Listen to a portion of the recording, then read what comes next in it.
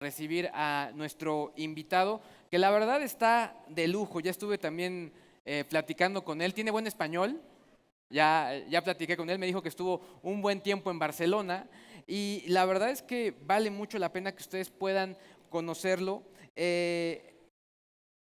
Rudy de Waele es nuestro siguiente invitado. Él escribió un libro sumamente interesante. El libro se llama Shift 2020, que es cómo la tecnología impactará nuestro futuro. Él es nuestro orador principal.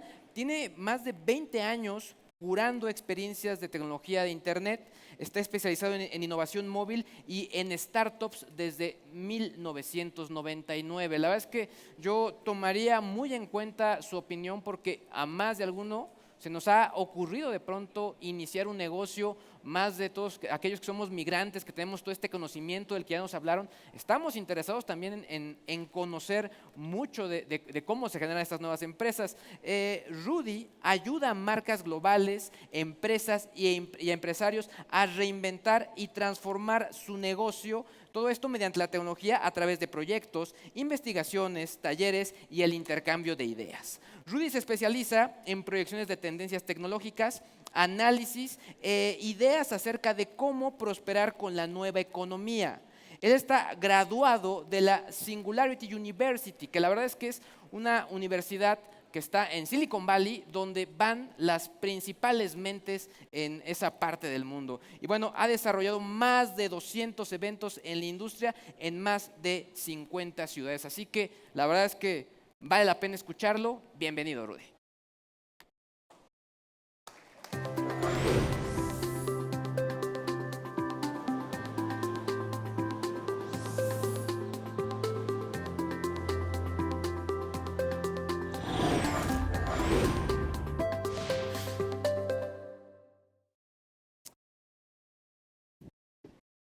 Buenas tardes, señores y señores. Good afternoon. Thanks for Google and the local team for having me here. It's a great event. I really like the sphere and the colors of this event and also the content. So I'm going to give you an overview of the trends of the future of work and what does it mean to be a leader in this era of technological change that we're going through. So one of the things that has been happening the last 20 years, I've been in digital and internet, then mobile, and in the last 5 years more on a holistic perspective of what technology means and for society and business, is that technology now is everywhere. Before I always used to say, this is going to happen, this is going to happen. Now it's here. Yeah? But we're just at the beginning of a new area here, which is exponentiality. Yeah, so, and I'm going to give you a bit of examples of what that means. So we are entering this era of exponential change. Yeah, so which literally means that we move from the old industrial era to the new digital age. Yeah, so that's why large corporations, they have such difficulties in adapting to this new era, because they work with old models in the new world, old models that don't really work in the new world anymore. Yeah, because it's a new world with new paradigms, new players, new business models, and a new way of operating. Yeah, so let's have a look. This is an exponential curve from Apple, app downloads, from the last couple of years. Another one here, that is on 3D printing. Yeah, an exponential curve towards what is happening. Here we have the Internet of Things. These are numbers from Cisco. Yeah, for the next 5 years, more than 50 billion devices connected. And then that's mobile media. Yeah, they are all exponential curves. Yeah, so all these companies that are working with platforms and are using the new technological tools that understand also that new business is happening in a networked economy with collaboration, in collaboration with partners. Those are the winners of tomorrow. So one book I can recommend from my friend Salim Ismail and Yuri van Heest is Exponential Organizations, if you haven't heard from it.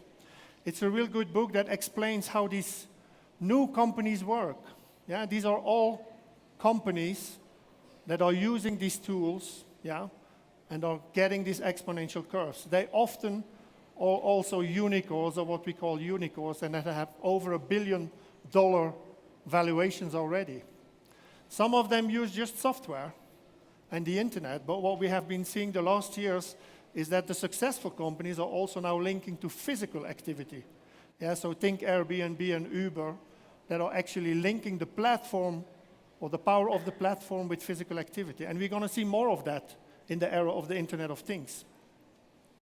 So, but that's not all. So real exponentiality is still to come. Yeah, so we are just in the beginning of this era. Yeah, so think about this machine. This is Google's D-Wave, which is a quantum computer and which is 1 million times more powerful than the fastest commercially available computer today. Just imagine when these machines are going to come on the market. And this is a couple of years away. Robots. This is the Motobot from Yamaha. Yeah, so they use this robot already to test motorbikes, yeah, for the Formula One champions. Yeah, so and there's lots of robotization all over, yeah, in manufacturing that's going to happen. CRISPR, yeah, so DNA and gene editing. We can literally now recode the human DNA. Yeah, we can turn bad cancer cells into good cancer cells. There's a story in the UK, in London, there was this girl from 2 years old that had an incurable leukemia, and then was totally, the parents had given up, the doctors had given up all hope, and then they tried some gene therapy on her, and she survived. Yeah, so there's a lot of hope in these new technologies, and it's going to transform the health sector. It's one of the next trillion-dollar economies, yeah, the whole genetics and genomics area. Artificial intelligence, probably the single most disruptive force of the next decade. It's going to literally change everything again. It's going to change the way internet changed things, and then mobile changed things, and now artificial intelligence is going to change everything, every business, every sector. Neuroscience. We know more about the human brain than ever before. Yeah, so we're already connecting data to the brain. Some say that we can connect our brain already to the cloud. I wouldn't go there that fast, but it's happening. And then there's autonomous computing. Autonomous car driving is going to change the way we think about transport. Yeah, from ownership to access. Yeah, so think about insurance companies, for example, how it's going to change their business. If the self-driving cars will not make any accidents anymore, who is there to be insured or to insure? Then there's new materials like graphene, for example, is 100 times stronger than steel, and it also can transmit heat and electricity. Is now already used for more powerful batteries, for unbreakable mobile phones, foldable screens. Yeah, it's also used on coating solar panels, and it can generate electricity from the rain that falls on solar panels. Tons of new applications are going to come out of this. Fantastic applications. Autonomous robots, yeah? And autonomous defense systems. Yeah, these robots are already programmed to kill. Yeah, so we are so far in the technology that when we can develop machines that can decide to kill. Think about that for a second. And then this is the first humanoid receptionist. She started working in October last year at Toshiba. Yeah, she can talk, she can take commands, she can guide you inside the building. Yeah, we're going to see more of that. Last week there was one released in China as well. So we're going to see more humanoid type of robots, and then nearly like humans already. And this is not the future, this is now. Just think in 10 or 20 years what's that going to be. Even our children have now a Barbie that's connected to the internet. Yeah, and that can converse with our children. Yeah, based with an artificial intelligence behind. And then there's this. Sound, please. Excuse me, can we have the sound?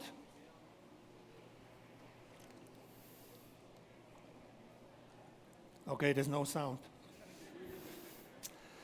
Anyway, so what this is basically it's your banking in the cloud. It's an investment banker. It's called Schwab Intelligent Portfolios. You can go online and you can start investing, but everything is done by algorithms. Everything is done with an artificial intelligence. Yeah? So the artificial intelligence is scanning all the opportunities online. It can handle so much information that a human being cannot do that anymore. Yeah, so, and it appears to be worthwhile investing in. So we live in that time, yeah, where everything that was not possible before is possible.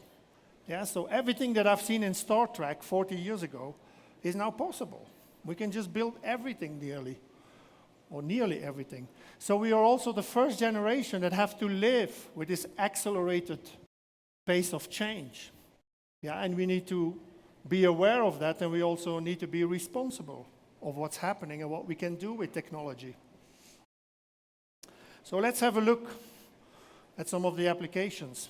This is a slide from fellow futurist Frank Diana, which shows here basically the technology foundations: internet, social, mobile, cloud, big data, analytics.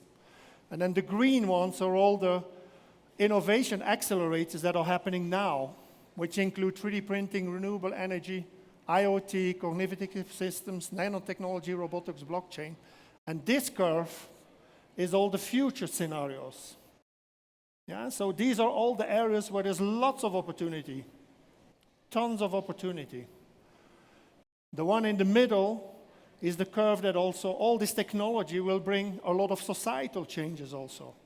Yeah, from climate change to technological unemployment, yeah, to longevity, we will live longer. Yeah, all these things that we know from before that we used to work well, we will have to reevaluate. Yeah, and we will have to look at how this can work in the future. So it's exponential technologies are tilting the playing field, yeah, towards lean, liquid, networked, and disruptive. So those are the areas where it's happening. Yeah, so you heard it already here this morning, agile, yeah. So most change now happens gradually, then suddenly. The first time I sat in a self-driving car was in 2011 at Singularity University at the NASA in Silicon Valley. And at that time, it was unbelievable. Nobody could believe. We had never seen such thing. We thought that that was years away. Yeah, when I told it to my friends, nobody could believe it, a self-driving car. That's only 5 years ago. Now these cars are on the road. 5 years. Yeah? That's incredible. Just think about it, how fast it goes. It's just incredible. Most of the car manufacturers now are already embedding this type of technology in their new models. Volvo already has assisted driving. BMW has already a self-driving parking option. So all this technology will come further or will be embedded in future products. The 3D printed car, yeah, from Local Motors, the first 3D printed car, designed by the people. Yeah, they collected the design online. It's designed by the crowd. And now every year they do a competition to collect the best designs for new sports cars and different type of family cars. And they are building local production units to produce these local cars. 3D printed. Tesla, you know, is creating another paradigm with just giving away all its patents. They give away all their patents. Yeah, so this is literally a good example of how you go from ownership to access. Yeah, it doesn't matter anymore if you own that patent. It's more important that you give the potential to everybody to start creating the electric cars. Because that's where there's a lot of change we need to do quickly, yeah, to avoid bigger dramas in climate change and also to move from the fossil fuel economy to a new renewable type of economy. So this was in Europe last week. The 6 of the biggest truck manufacturers like DAF, Daimler, Volvo, and some others, they have been putting 6 convoys of self-driving trucks through Europe. Yeah, so they came from Belgium, Sweden, Germany, and they all drove through the port in Rotterdam. So all already with self-driving technology. There was still a human person in it, yeah, to cover that legally and also to intervene in certain situations. But this is going to change very quickly. In the US, Walmart is already experimenting with delivery trucks, self-driving delivery trucks. This is Transfix, which is the Uber for trucks. You might have heard about them. So what they do actually, or they figured out that every truck that's leaving from one point to another is leaving with a full cargo, but is coming back empty. So they figured if we put all these trucks together, okay, maybe the empty truck, he can pick up another cargo, you know, so which is more efficient, is also better for the environment, and it's also cheaper. So they are creating this whole Uber for trucks type of platform. And then technology also changes the way we believe and who we trust. Yeah, look at this slide, for example. Would consumers be willing to buy cars from tech companies? Yeah, you look at India, China, Brazil, it's enormous percentages of people who would be buying a car from a technology company. That concept didn't exist 5 years ago or 10 years ago. Who would buy a car from a technology company? No, now you can. You see in France, Germany, US, and UK that have the car brands or have traditional car brands, it's lower, yeah, because people are still holding on to their traditional car brands. But then if you look by per age, yeah, the youngsters, they don't really care. Yeah, so they are willing to change and buy from technology companies. So it's crucial in this area, yeah, with your organization that you have a strategy of day-to-day, but also a strategy for the future. You cannot just function in your day-to-day anymore if you don't develop a strategy for the future. You have to know where you're going to be in a couple of years. If not, you're going to be non-existent in a couple of years. Look at the banking sector. This is the statistics from Accenture in the US. 72% of millennials would be likely to bank with non-financial services, companies with which they already do business to. It's the end of good enough. Yeah, you have to build services that are literally great in experience for the user. Yeah, the better the experience for the user, and they are so used at good services now, if you cannot create another or a better experience, you will be non-existent. So that's where you have to put attention to. It's about engaging with the user, engaging with the customer, create very lean experiences, liquid experiences also we call it. Anything that can be digitized and automated will be. Any job that can be copied will be. It will be done by a robot, it will be done by an AI or software. Yeah, so just think about it for a moment. Burger King, for example, they're already experimenting with one person running the whole place. So this is going to affect every industry. You know, airport services, cleaning services, everything, travel. So let's have a little deeper look at AI. Yeah, so you heard about Google DeepMind. DeepMind was a British company, got bought by Google 2 years ago for 400 million. So they created a software to actually beat the world champion in the Go. But that's 10 years ahead of the prediction. So AI, the last 2 years, has been going through a big transformation of like a lot more power, a lot more powerful because the networks and a certain type of technologies that come together. So Google open sources platform, TensorFlow, is also released and opened up basically to developers to build applications on top of their engine. This is as significant as Android for Google at the time, Android for mobile, sorry. Remember when Android came out? This is as significant, yeah, TensorFlow. IBM Watson, everybody heard from IBM Watson, they open sourced their technology last year. And this is one of the examples that is happening. This is the super intelligent attorney. Yeah, this is for lawyers. It's a service that actually scans all the legal books in the world in a split second. Yeah, so every lawyer can actually apply to this technology and look for a solution in a specific case. It will give you option A, B, C, D, whatever. But all the hours spent on research are gone. That's done by the AI now. This is the, what's it called, Deep Venture Knowledge. It's a company in Hong Kong that assigned last year a board member which is an AI, which is a software. Yeah, it's more of a PR stunt, yeah, because you still have to be a physical body to be a member of the board, yeah. But it's not a stupid idea, because they literally have somebody scanning all the best options, yeah, and all the best investments. That we couldn't do that. We would need a week or more, or a month maybe, to scan all that information. Look at Spotify. How many of you use Spotify here? All right, I didn't know it was so popular here. So you know Spotify Weekly. It's a weekly suggestion by Spotify for the best music that you would like. And it's brilliant. Yeah, it's all done by AI. It's really good.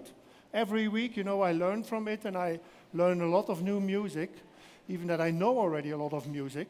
So it's really valuable.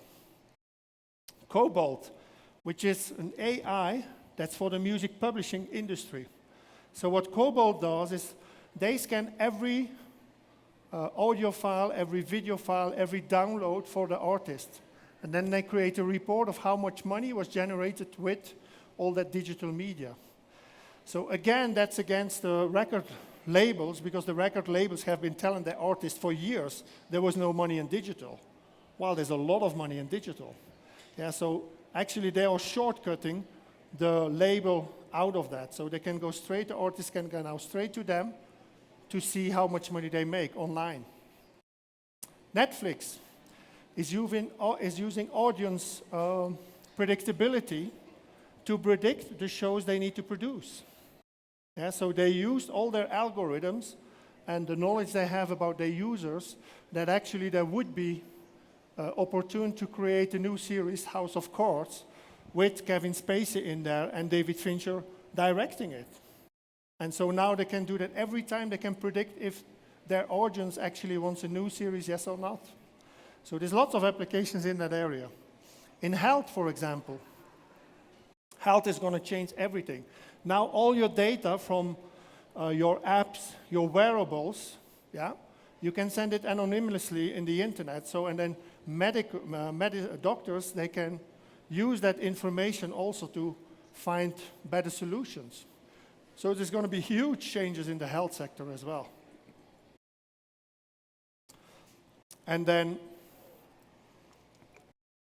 this one, which is called Viv, which are the builders, the guys who build Siri for Apple, they are building this engine, which is literally you can ask any type of question to it.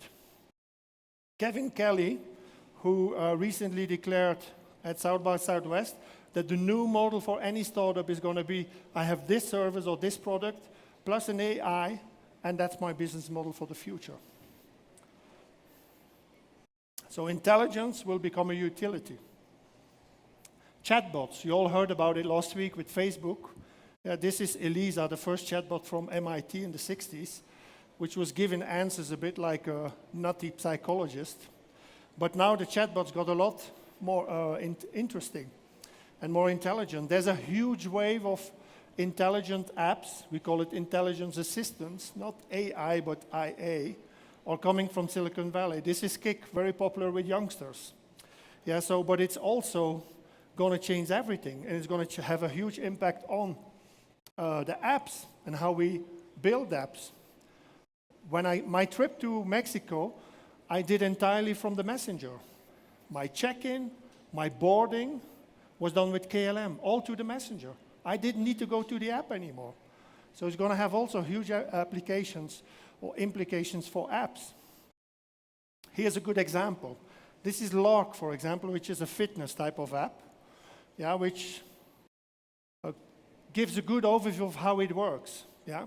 Instead of me having to do a barcode of the food that I intake or need to give it in, I can just do it in a conversation with the app, and I can just say, for example, I had chicken with vegetables and rice. And then through all the information online, it knows already what's the average calorie for that.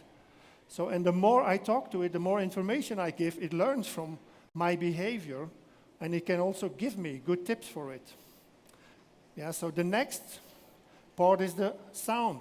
Yeah, the voice command devices. Yeah, so now most of these intelligent agents are going to work from messenger type of apps, but the next phase is we're just going to talk to it.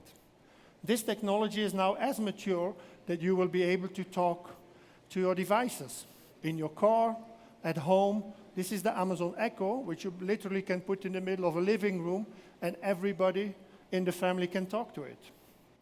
Yeah, you can use it in the kitchen, you know. Alexa, can you dig up a recipe for me? And then it's going to tell the recipe for you. You can dim your lights. You can tell it which music to play. So this is going to be the interface of the future. This is very, this is 3 to 5 years away. Alexa is already available, yeah, from Amazon. There's lots of these voice commands are calling up too.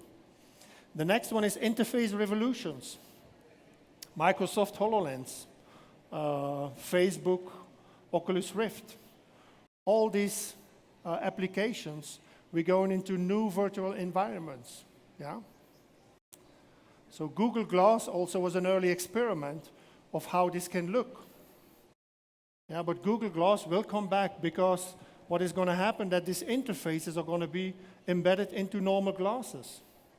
Yeah, this is going to happen in the next 5 to 10 years. So we will literally be creating virtual worlds. And these virtual worlds will also be used not just for gaming, but also for work.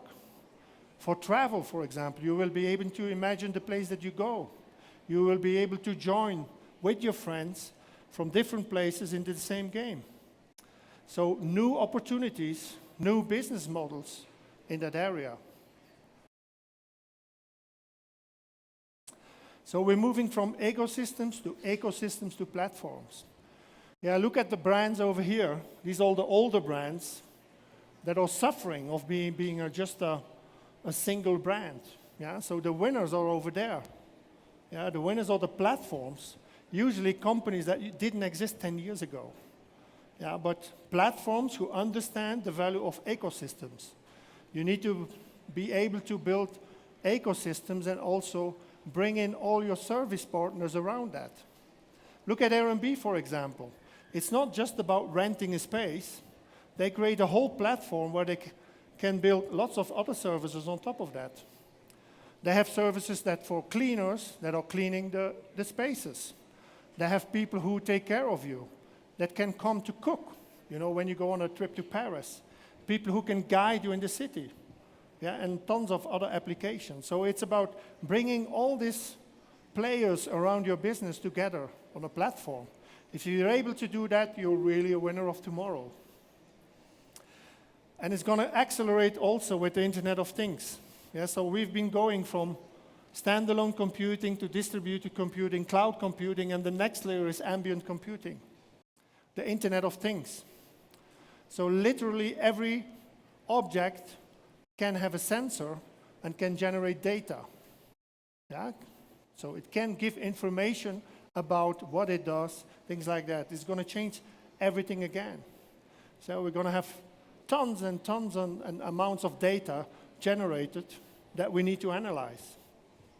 Yeah, for the smart city, this is a slide from Libelium, which is a Spanish startup in the smart city. So they develop sensors for different applications in smart city, like smart environment, smart manufacturing, the smart home, things like that, waste management, tons of different applications. Smart cities is a huge, huge industry upcoming, yeah, because the cities can also connect and think as platforms and connect everybody around it. An example is, for example, Airbnb and Nest. Everybody knows Nest, yeah, the thermostat that got bought by Google 2 years ago. So, but think about the power of this. Yeah, so they did a campaign in US where Nest users, yeah, or Airbnb users could get a Nest and then use actually that thermostat also with the people who are renting the spaces, all through the app, yeah, which can generate a much better consumption pattern for everyone. Yeah, the one who owns, he can control, and the one who rents also can have it personalized. But think about the power. Yeah, if you go to renewable energies, this is so powerful. Yeah, you can literally change on a global scale and put products on top of Airbnb that have a huge impact on change. Another example is 3D Hubs, one of my favorite startups. These two guys started 3 years ago by creating a platform linking all the 3D printers in the world. They started with 500 3D printers. Now they have 30,000 3D printers already connected. And have a brilliant business model. So if you can go to the website, you look for something that you would like to 3D print, you can look for the design online, and then look for the closest 3D printer, and he will print it for you. You will pay to him, he takes some money, they take some money, brilliant business model. These guys are going to become so powerful. Yeah, why? Because in the future, we're going to go more and more to local economy. Why is that? Because this, we can't keep doing. Yeah? Container ships are the most polluting thing in the world. 90% of all the goods that we transport in the world are on these container ships. Look at the pollution that generates. We can't keep going like that. So they use bunker fuel, which is 1,000 times more polluting than diesel fuel, for example. Yeah, so we have to move into a different model. Yeah, look at what it does to the ocean ecosystem. There's lots of species already disappearing. Yeah, so we have to fix this. One of the biggest challenges we face, I think. So the same thing has happened with app developers, building ecosystems, building new ideas, doing hackathons. Now this is happening for genetics. All the students, researchers, commercial partners all start doing hackathons globally. Yeah, so this is going to generate a whole accelerator of change also in health. Yeah, finding new solutions for old problems. And then Uber, for example, in New York City, the CEO already declared that in 2030, he will have the whole Uber fleet with self-driving cars. Yeah? In New York City, the whole city can be run with 9,000 Uber cars, which will eliminate 124,000 taxis that we have now. And they can do that for half the price and twice as fast. That's an implication of technology. Yeah, so, and these things are going to happen, whether we like them or not. This is a slide from Arup, which is a more utopian, or maybe dystopian, vision of the future where all these technologies will come together. Yeah, so self-driving cars, self-driving trains, self-driving buses, drones that will control traffic, drones that will be there to interfere when there's an emergency, smart traffic lights, things like that, smart street lights. They have already smart traffic lights in Barcelona, for example, where the traffic lights stay green when there's an emergency. When there's an emergency ambulance going out, the traffic lights will stay green and give priority access to that. In Holland, they have examples where they give priority for cyclists when it rains, things like that. Yeah, so there's going to be lots of new applications in that area also. So data is the new oil, but intelligent data is the new gas.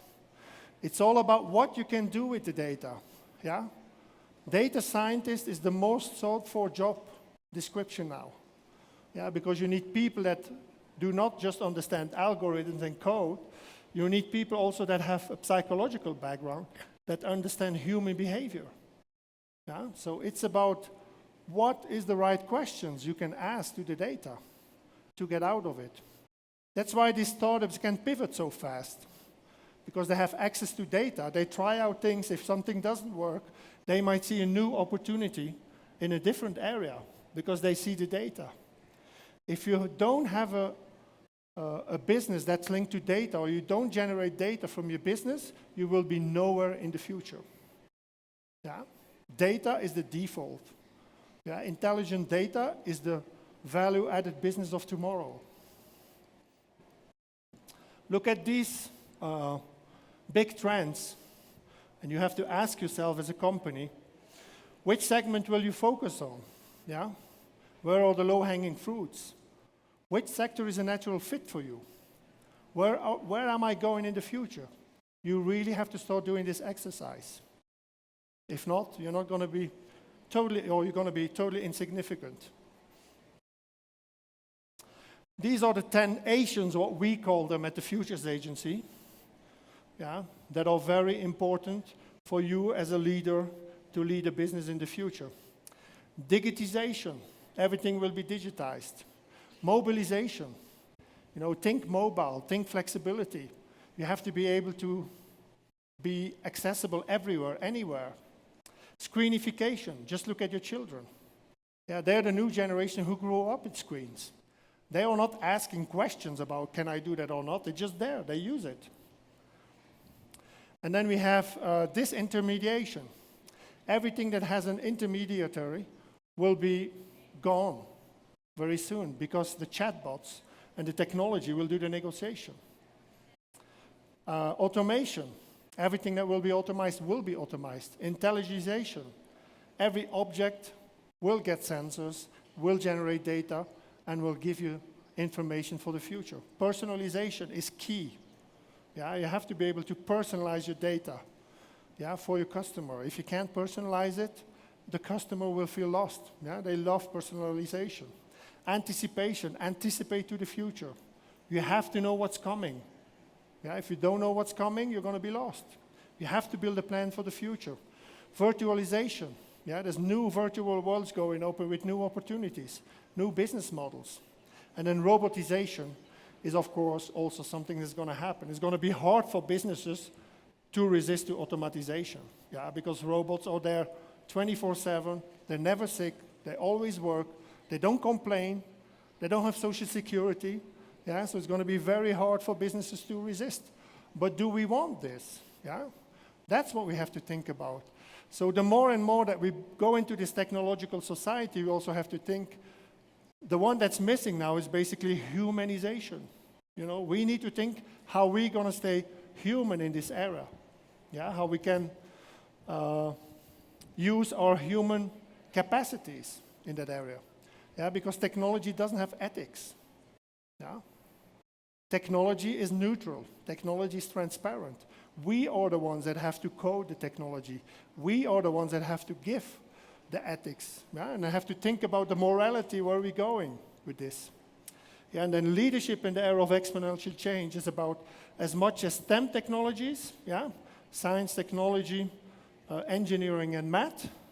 And then what we call the hacky services, which is humanity, ethics, creativity, and imagination.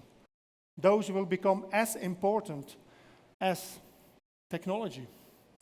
So what we call humaritms will become as important as algorithms. Now we have been literally coding society and our life.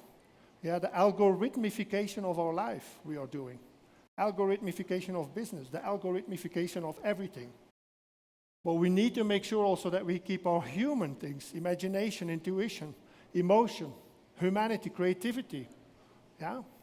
Those are the things that we need to work with for the future.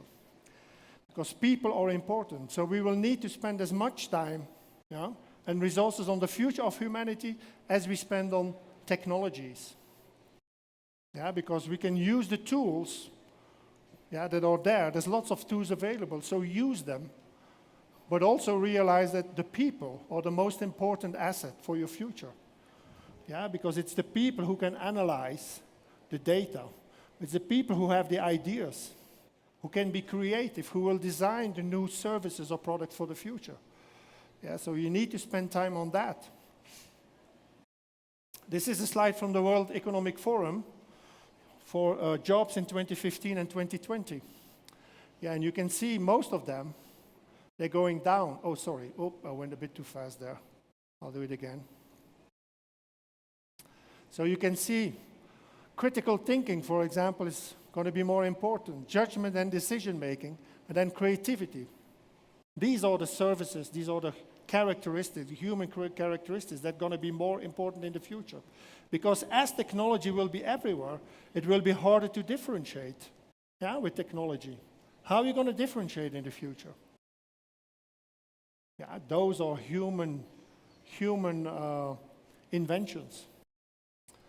Yeah, so, and then HR is no longer about control. It's about empowerment. Yeah. Lots of people still think that you have to control your workforce. No, empower them. Give them responsibility. Let them work with the tools, and they will take responsibility. Yeah? That is why big organizations have so much difficulties in competing against startups. Because startups and the new generation, they work with a purpose. They have a purpose. These young kids, they don't want to work for large organizations anymore, where they're just a number. No, they want to be someone. And they want to make services or products or build products and services that matter. So HR or happiness is the new ROI, yeah, of employment, of your company. Yeah, keeping your people happy is as important as you're going to use technology. Continuous learning, make sure that your employees or your workforce can keep learning, because it's very important that you learn all the time, because there's a lot of change going on. You don't learn this stuff at school, no? So there's also an asset there to build with your company. There's tools, there's lots of tools that also can scan already the mood from your employees. This is Happily, for example, that anonymously scans the mood of your employees, whether they're happy, whether they're sad, things like that. Research in the UK has shown that 50% of the workforce is unhappy. 50%. That's half of the country. So there is a lot of change there needed in those areas. The way we do it with my company, Shift 2020, is that we build workshops with a method which is called Socratic Design, where we ask entrepreneurs and business executives to reconnect with human values. Yeah, and then we build scenarios for the future based on those values, not the other way around. Yeah, the other way around. So based on those values, and then see how and which technologies, which new products and services you can develop. Yeah, and that's very valuable. It works really well. Google also understood this. These are some pictures from the Google headquarters in Silicon Valley.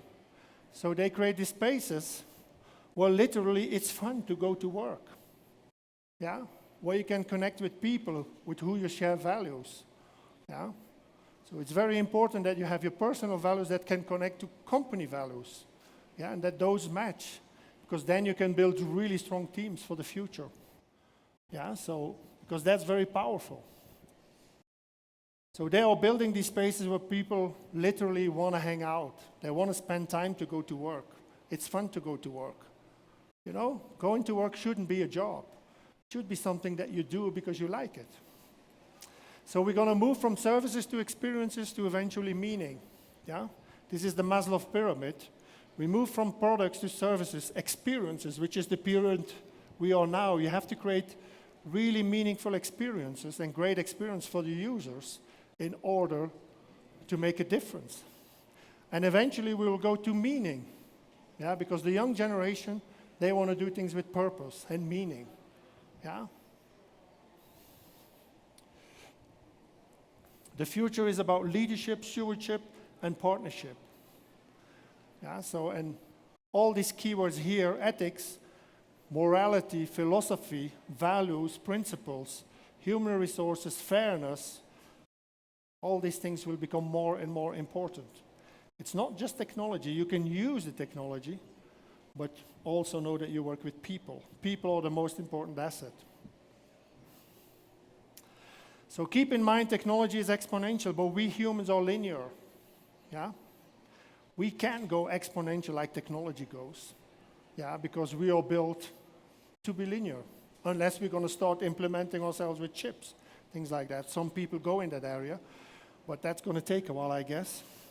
So embrace technology, use the tools that are available, yeah, and build the products for tomorrow, but also make sure that you attract the talent and that you can keep the talent to build the services and the products for tomorrow and make a difference in the world of tomorrow. Thank you.